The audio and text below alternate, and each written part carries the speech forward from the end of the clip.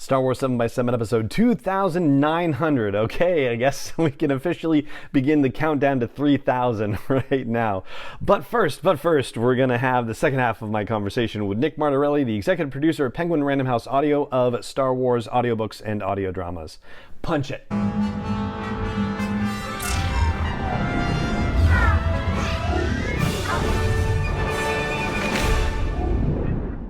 Hey Rebel Rouser, I'm Alan Voivod and this is Star Wars 7 by 7, your daily dose of Star Wars joy. And thank you so much for joining me for it. So, the second half of my conversation with Nick Martorelli, and we're talking about the Essential Legends collection, which, I think I talk about on the podcast in general, like in addition to, in this conversation with him, it's not so much that the Essential Legends collection is stuff that we really talk about here on the podcast very much, because we really are more about the current canon storytelling. And yes, we might talk about things that were in Legends that make it into the canon and that sort of thing. But the reason why we're particularly talking about the Essential Legends collection on the podcast here is because Patty Jenkins has said that she is looking at the Rogue Squadron novels as inspiration for her movie. And so the fact that the Essential Legends collection is making a point of adapting all of the Rogue Squadron novels, or at least the first few so far, into its collection, and that they've been doing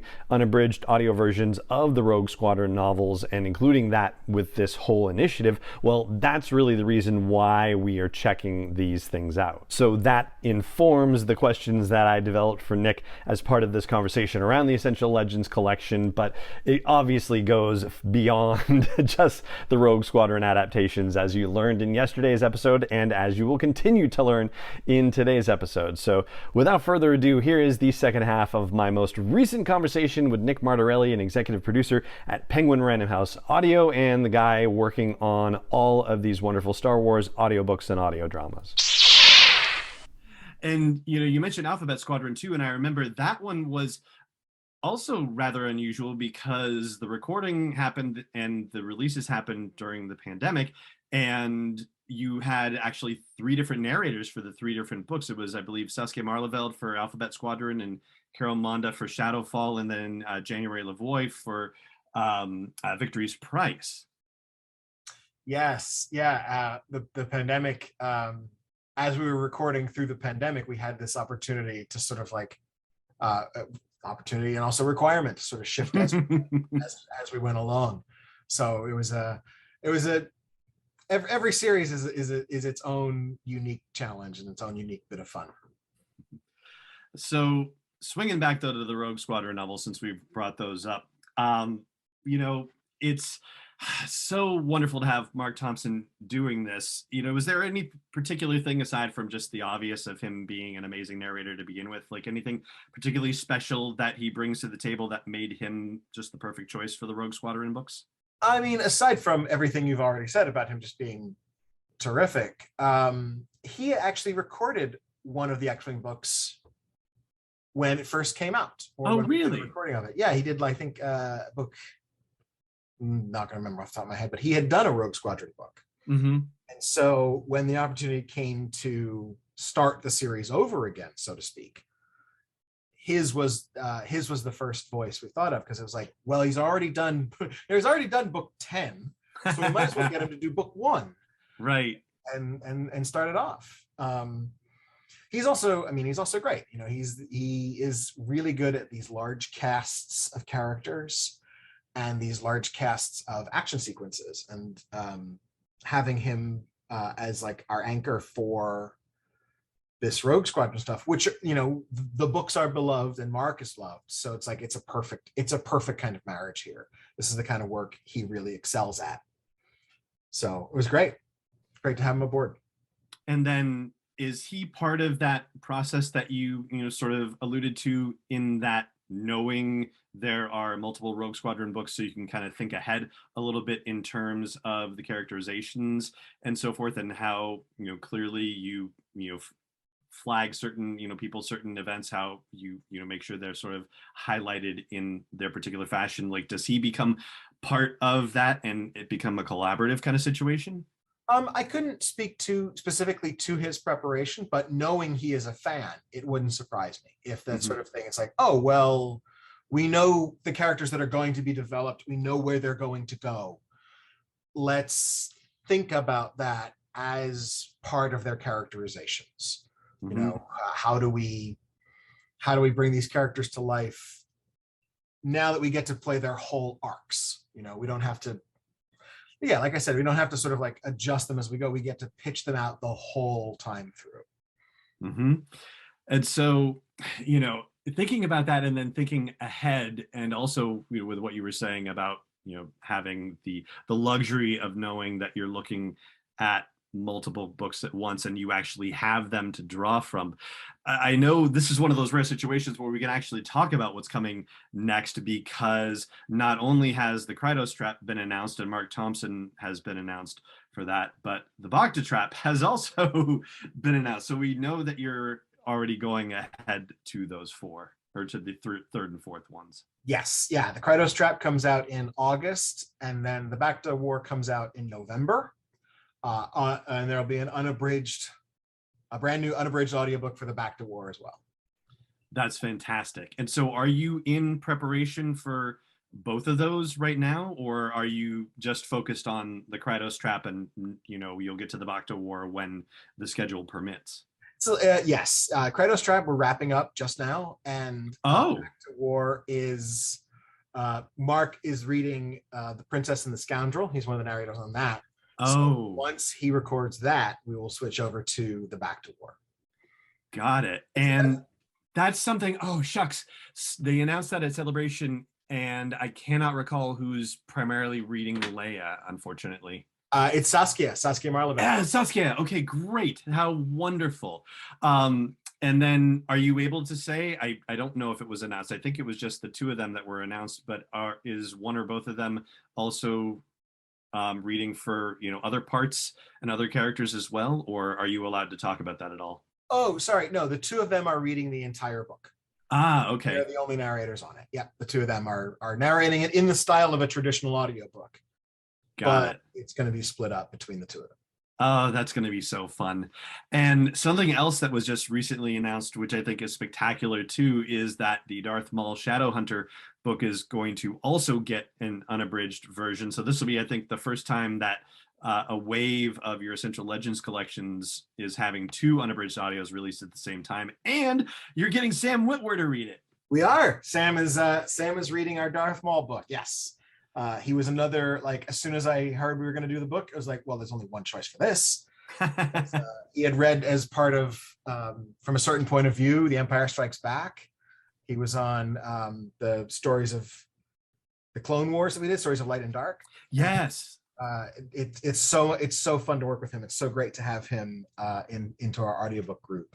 And just listening to him bring Darth Maul to life in an audiobook is great. How wonderful.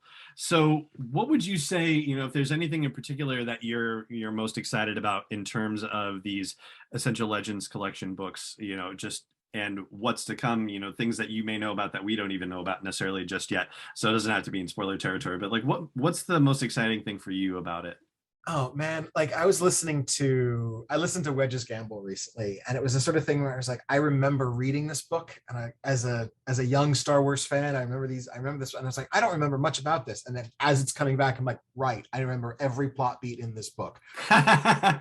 So exactly what I remember. And now I am part of the team that is helping bring it back to life. And like it was very exciting to sort of like think about these books that I had loved, and now my name is on them as a producer, and I'm getting to work with the team to bring them back. I know we have more Legends books coming, and I've started arguing for my favorites. You know, like, I remember this one. It's got to be on the list, right?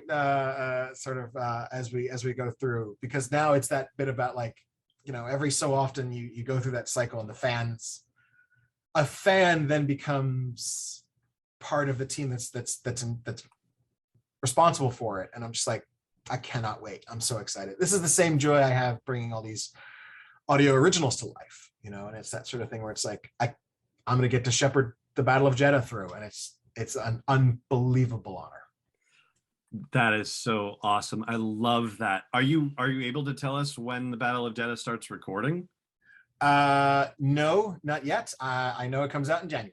All right. That's all I can say. Fair enough. I won't push you any further. But you did say something too that I also think is fascinating. I mean, everything's been fascinating so far, but like the fact that you were just listening to Wedge's Gamble, that came out a few months ago. And so, I've been listening to conversations recently with actors and questions of whether they watch their own material, like do they watch the movies that they've acted in.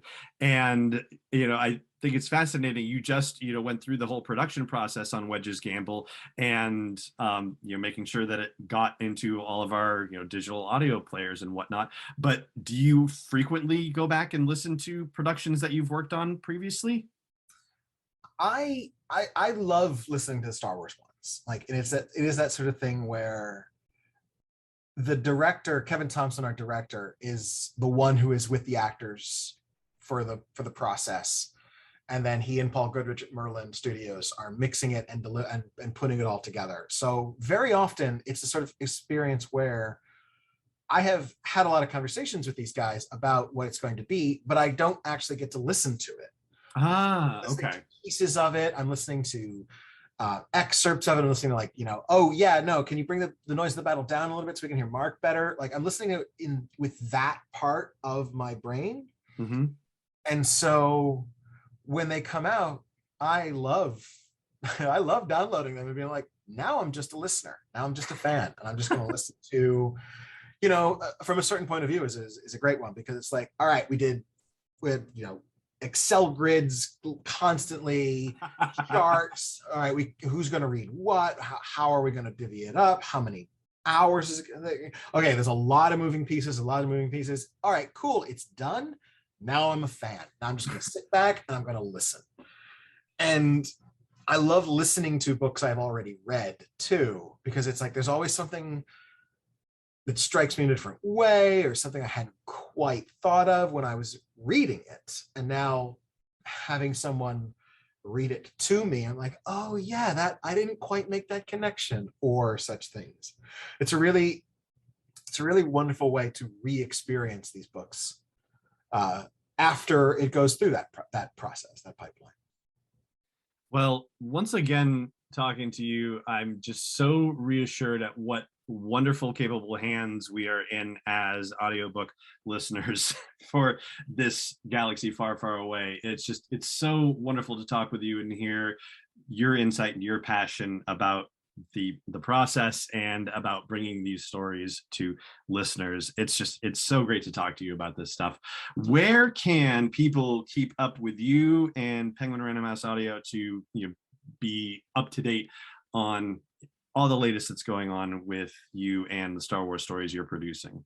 Our website is www.penguinrandomhouseaudio.com. All of our books are there. You can listen to samples. You can also find specific like Star Wars pages. Like we have a timeline of the titles up there. That's a great place. You can also find us on Twitter. I believe we are PRH Audio on Twitter and all the socials. And I am on Twitter at Nick Martorelli. Excellent. And I will link all of those in the show notes for this episode as well. Nick Martorelli, executive producer for Penguin Random House Audio, and all these wonderful stories in the new canon and legends from the galaxy far, far away. Thank you so much, as always, for your time. Oh, it was a pleasure, Alan. Thanks for having me. And there you go. That's going to do it for my most recent conversation with Nick Martorelli. Well, maybe, yes, I guess it is definitely my most recent conversation, but there's going to be another thing coming from him soon, because he was one of the folks that I got to interview at Star Wars Celebration Anaheim, and so you might be hearing something from him again in the not too distant future. But for now, that is going to do it for that conversation and for this episode of the show. It just remains for me to say thank you so much for joining me for it, as always, and may the Force be with you wherever in the world you may be. 7x7 is not endorsed or sponsored yet by Lucasfilm Limited, Disney, or 20th Century Fox, and is intended for entertainment and information purposes only. Star Wars, the Star Wars logo, all names and pictures of Star Wars characters, vehicles, and any other Star Wars-related items are registered trademarks and/or copyrights of Lucasfilm Limited, or their respective trademark and copyright holders. May the Force be with them. All original content is copyright 2021 by Star Wars 7x7. We hope you love it.